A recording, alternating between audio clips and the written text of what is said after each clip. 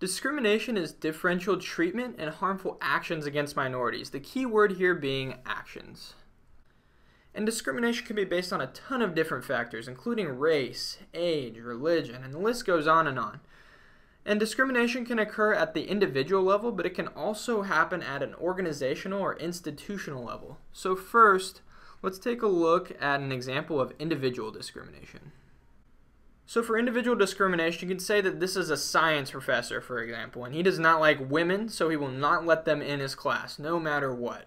And that is just how that's how he is, you know. He says, hey, no women are allowed to learn physics in my class. So because he is an individual person and he's acting against a certain type of people based on sex in this case, but it could have been on age, race, religion, whatever, that is individual discrimination. So he is taking action. It's him, one person. On the other hand, we have institutional discrimination.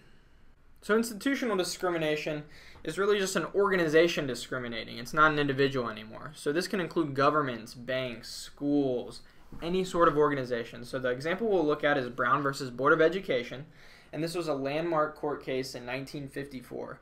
And in this court case, it overturned the fact that there used to be separate but equal schools, so African Americans and whites had to go to different schools.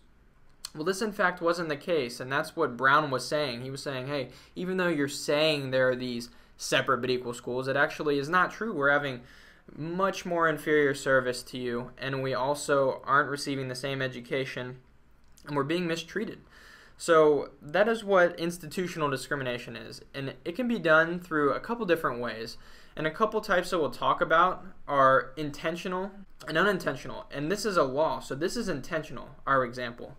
Let's look at a couple examples of how institutional and organizational policies can actually discriminate unintentionally. So first, we'll look at something called side effect discrimination. And side effect discrimination is an interesting thing because it talks about how one institution or organization or sort of sector can influence another negatively. So there's many institutions, if we think about it. There's economics, there's politics, government, law, business, medicine. You know, we have all sorts, and they all are interdependent and related in some way.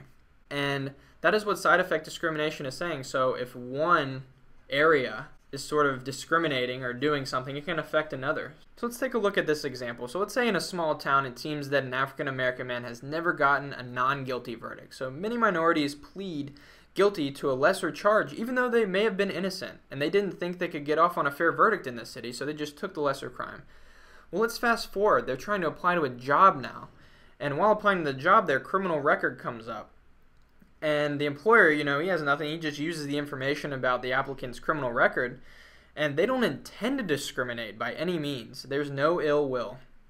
But they end up doing so whether or not the individual was guilty or not. And this is side effect discrimination. So it's unintentional. So by the criminal justice system having reached an unjust verdict, it wasn't fair at all, the potential employer is swayed in an unfair way. So that's side effect discrimination. One institution affecting another. So a second way unintentional discrimination can occur is through something called past and present discrimination. And past and present discrimination talks about how things that were done in the past, even though they may no longer be allowed, they can have consequences for people in the present. An example would be Brown versus Board of Education. And before this verdict, African Americans and white people had to attend different schools. So just after the decision, let's say there's a girl and she wants to go to an integrated school now with white kids and black kids both in the same classroom. But now she's clearly not, she doesn't feel welcome. She still feels mistreated and it's still not going well for her.